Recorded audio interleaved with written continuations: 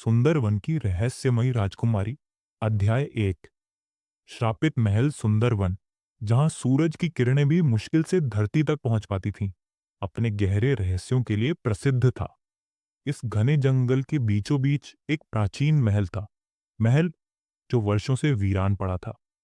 गांव वालों का मानना था कि यह महल श्रापित है। कहते हैं, रात होते ही महल में कोई चलने लगता है। महल की ऊंची बालकनी से एक परछाई झांकती है। कभी किसी के हंसने की तो कभी किसी के रोने की आवाज आती है। यह भी कहा जाता था कि इस महल में राजकुमारी अनाया की आत्मा भटक रही है। कोई नहीं जानता था कि राजकुमारी का क्या हुआ, लेकिन जो भी इस महल के अंदर गया वह कभी वापस नहीं आया। अध्याय 2। रहस्य की खोज। राजकुमार आरव एक साहसी योद्धा इन अंधविश्वासों पर विश्वास नहीं करता था। जब उसने सुंदरवन के इस महल की कहानी सुनी तो उसने तय किया कि वह इस रहस्य को सुलझाएगा। एक रात तलवार और मशाल लेकर वह महल की ओर बढ़ा। जैसे ही उसने महल के दरवाजे को छुआ, दरवाजा खुद ब खुद खुल गया। अंदर घुसते ही उसे एक अजीब सी ठंडक महसूस हुई। दीवारों पर सुंदर चित्र थे। हर चित्र में एक ही लड़की थी, राजकुमारी अनाया। क्या ये वही राजकुमारी है जिसकी आत्मा यहां भटक रही है? आरव ने खुद से कहा। अचानक उसे किसी के चलने की आवाज सुनाई दी।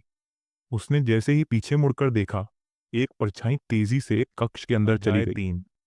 रहस्य उजागर। आरव धीरे धीरे उस कक्ष में पहुंचा। वहां एक सुंदर युवती खड़ी थी। वह एक सुनहरी पोशाक में थी, लेकिन उसके चेहरे पर उदासी झलक रही थी।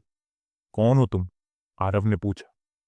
मैं अनाया हूं, लड़की ने कहा। आरव चौंक गया। लेकिन गांव वाले कहते हैं कि तुम मर चुकी हो। अनाया ने गहरी सांस ली। मैं मरी नहीं, मुझे इस महल ने कैद कर लिया है। कैसे? अनाया ने महल की ओर इशारा किया। ये महल एक श्राप से बंधा है। सदियों पहले मेरे पिता ने एक महान तांत्रिक को धोखा दिया था। उसने बदले में मेरे परिवार पर श्राप दे दिया कि जो भी इस महल में रहेगा वह इसे कभी छोड़ नहीं पाएगा। तभी से मैं यहीं फंसी हूं। अध्याय 4। मुक्ति का उपाय। आरव ने सोचा, अगर ये श्राप है तो इसे तोड़ा भी जा सकता है।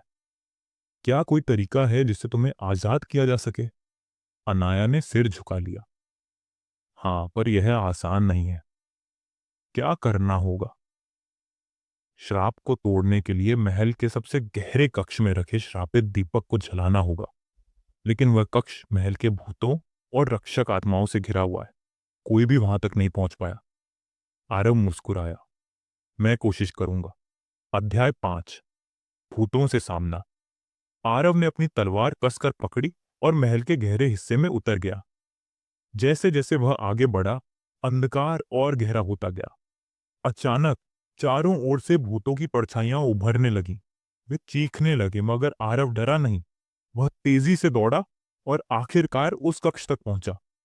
वहां एक पुराना धूल भरा दीपक पड़ा था, जो बुझा हुआ था। आरव ने अपनी मशाल से उसे जलाया। जैसे ही दीपक जला, पूरा महल रोशनी से भर गया। आत्माएं चीखते हुए गायब होने लगीं। महल की दीवारें कांपने लगीं और एक तेज रोशनी फैल गई। अध्याय 6। शराब का अंत। जब रोशनी कम हुई तो महल वैसा नहीं था जैसा पहले था। ये उजाड़ और डरावना नहीं था, बल्कि स्वर्णिम और सुंदर बन चुका था। अनाया के चेहरे पर पहली बार एक मुस्कान थी। तुमने मुझे आजाद कर दिया, राजकुमार आरव। और फिर धीरे धीरे अनाया की आंखें बंद होने लगीं और वह स्वर्ण कणों में बदलकर हवा में विलीन हो गई। महल का श्राप टूट चुका था। गांव वाले अब निडर होकर जंगल में जाने लगे और राजकुमार आरव वह हमेशा के लिए सुंदरवन का रक्षक बन गया। समाप्त।